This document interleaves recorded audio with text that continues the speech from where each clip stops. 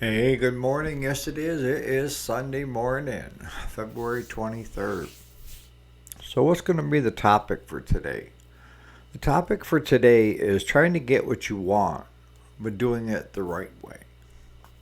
And for many, I have my head scratching. So, I've got different examples of what I'm talking about. And maybe this will ring true with better understanding for you. So, stay tuned.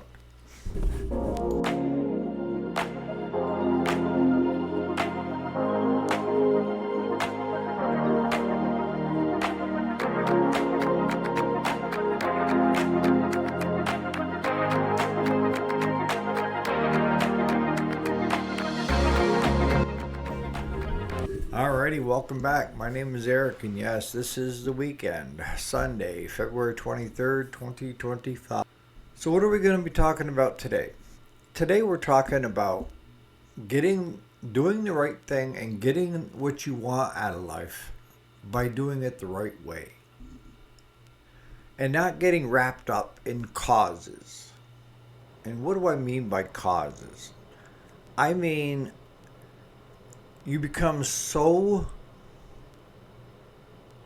focused on the cause that you lose sight of what you really wanted in the first place. And I can give you an example of a lot of my friends and family. They're correction officers in New York. Okay? I've got a long history of correction guards. Most of them, Dannemora, the worst of the worst, right?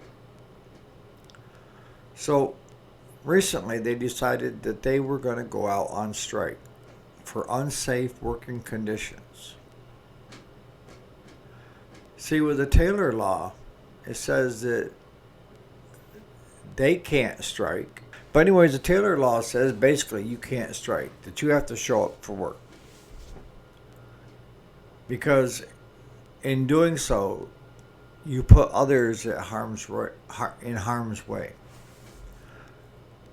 So, what do I mean by getting caught up in a cause? I mean, I'm hearing that the biggest thing is unsafe working conditions, and they're unwilling to go back until the current governor changes her mind. I get it. I agree with them.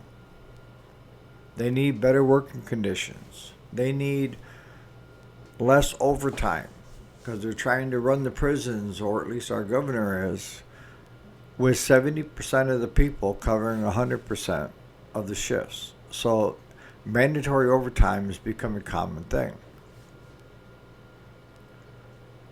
They're not getting people going and wanting to become corrections. I can remember back when I was in high school, my senior year, a bunch of my friends went and took the corrections exam, and I took the New York State Troopers. I scored high, but not high enough. And every one of them that took the corrections exam went off and became correction officers. Okay? But sometimes the cause becomes greater than it should be. And what do I mean? I mean, I'm hearing these people screaming at the top of their lungs that they want better, safer working conditions. But what did they do? They decided they were going to strike. Well, it's illegal to strike with the Taylor law. What's a better way to do it? Continue working your shifts and pick it out front when you're off shift to bring awareness to the plight that's going on. To have your union speak up for you, which crickets are coming out of that union. But for the reasons that the ones that are out on strike are trying to show me of why they're out there are the same issues when they left their shift and decided to go on strike. they left their fellow guards that were on shift with no replacements. They let their fellow buddies get put in even more harm's way because they had to work doubles, triples. Still no relief in sight. They called the National Guard in, but the National Guard didn't want nothing to do with it. How can you say that the governor is making work, you're out there striking because of unsafe working conditions, yet you guys left your own guys inside those walls with the inmates? Wouldn't it have been better if you showed up for your shift, relieved the guy that was there, and got all the prisons to feel the same way that the guards and raise? Because you did what Kathy Hochul did. You did. You become so great of the cause that you lost sight of common sense. Because now the cause has gotten so big, you're willing to throw everything away. And a lot of my friends and family that are out on strike, for every day they're out, they're losing 2 days' pay. If they're out for over 6 days, they can lose their health insurance. They can also get fired under the state laws. And our governor wants to reduce the number of prisons and prison guards because it's not to keep New Yorkers safe. It's more along the lines of dollars and cents. See, they already did this to the mental health community. They decimated it. And they took all those people that needed to be in those homes and stuff and threw them on the street. The guy shoving the woman in the subway in New York City is just one example. Some people need to be in organized homes, in facilities. They need a purpose. They need something to keep them active and to keep them safe. But our past governor and our current governor felt that the mental health community was costing the state too much money, and they have pet projects that they're trying to funnel money to. So mental health got the axe. And that's what I'm trying to tell these correction guards. You're playing into her hand. She wants less prisons. Cashless bail.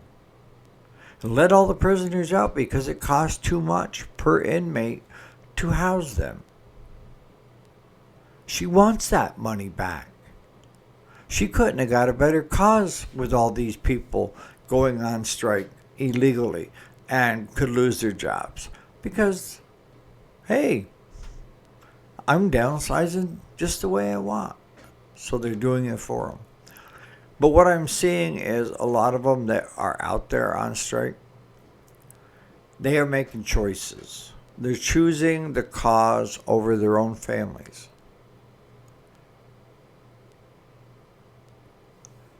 If you have a mortgage payment and you don't have the money, are you not choosing the cause over what your immediate family needs?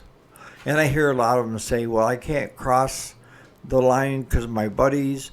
And the thing is probably every one of your buddies is thinking the same thing. The same damn thing. I can't afford to take this loss. I can't afford to lose this job. So they continue to stand out there and put their own families at risk when it comes to groceries, heat, lights, and a home. But the thing that bothers me the most is the reasons that they're stating that they're out there they left their buddies and didn't give them a second thought. And it's not just one prison, it's all of them. Really. I feel bad for the ones that were working when these guys decided that this is what they wanted to do. Did the ones that were working have a say of maybe not their shift? I doubt it. But I've seen people do the same thing with animal rights. Get so wrapped up in a cause that once you raise your voice and you start screaming, people stop listening. They do. You have to stay calm, cool, and collective, and you have to state the actual that's going on and get public opinion behind you. And if you're doing it for the right reasons, it shouldn't take much to get the public behind you. But for me, looking at this strike, I would have said the best thing you could have done is when it comes your time to work, get in there and relieve your buddy. Okay? And they work 8-hour shifts. So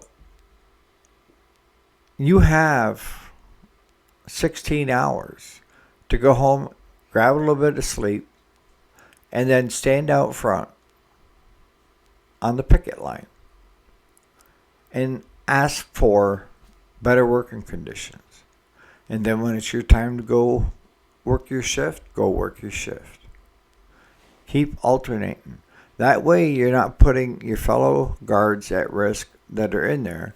And you're also not putting the inmates, if you love inmates, you're putting them at risk. See, I don't think they're doing it the right way anyways. I don't think inmates should have it like a vacation. It's supposed to be a deterrent, not a glorified vacation where you get free health care, free education, you get a free laptop, access to the internet. When I was growing up, Dannemora was self-sufficient. That prison, it was not uncommon riding the school bus to school and seeing guards posted at corners of the fields with shotguns and inmates out doing the work. See, when I was young, Dannemora prison was self-sufficient. Actually, it was making money and giving back to the state. Yeah. They had their own dairy. They had their own vegetables. They had their own crops.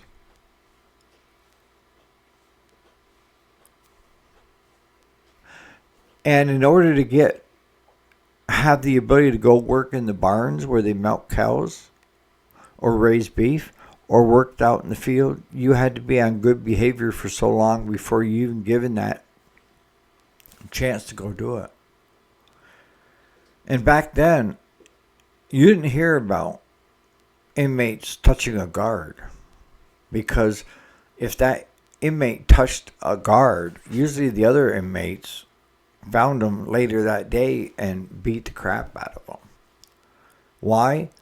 Because they didn't want the guards to make their life a living hell. And the guards could. Because inmates, you lose your rights when you commit a crime and you go to prison. You don't have rights. That's the deterrent. But if I were the governor and I were the one in charge, or running my own business, or what have you, what's the best approach to come at me? Just simple, good old common sense. You don't threaten me. You don't make me look bad. And you have to have a dialogue where you're both talking. you're trying to convince the other side to see your side, right? And I believe that once either one of you raise your voice, the talk is over because one of you has stopped listening. Or if one puts the other one in a, uncomfortable position, the compromise is over. Because even if you do force the other person's hand, I'm sorry, but there's going to be that vendetta of getting you back at some point in time.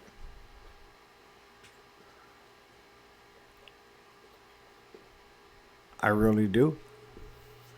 It's just like me and you having a conversation and you're trying to get me to see your side of the cause. Take the feeling out of it and give me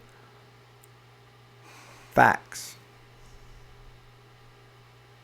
Don't tell me how you feel. Give me facts of where I am in the wrong. And not so that it puts me back, but just show me where you think I'm wrong and what I should do different. Doesn't mean that I'm going to do it, but I'm more receptive than being threatened or screamed at or put into an awkward position.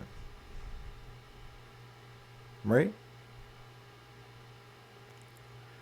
So sometimes you gotta take a step back and realize that you're hyped up on a cause instead of the actual issues at hand. And it's gotten bigger than you think. And you got more to risk than you're thinking you have. And you're also making that choice of the cause over your family. And that's just the gist of it. That's where we lie.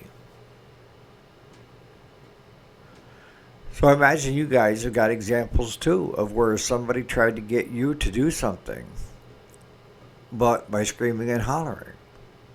If somebody comes into my shop and wants me to work on their piece of equipment, I'm more apt to do a great job on that piece of equipment if they're outgoing, good-natured, and looking for my help. That is what we are, is how can I help you, right? But if you come in bitching, complaining, and nitpicking on your bill, what kind of feeling do you think you're going to leave me with? Am I going to be more willing to bend on your next project you bring in or jump on it? No. Good chances are I'm going to say sorry, but we're just too busy to take your stuff on.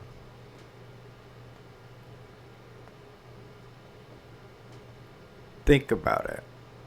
How you approach other people does make a difference. Once one raises their voice, the conversation is over. Once one crosses their arms in front of them, they stop listening. You can't force people to do stuff and then not expect repercussions.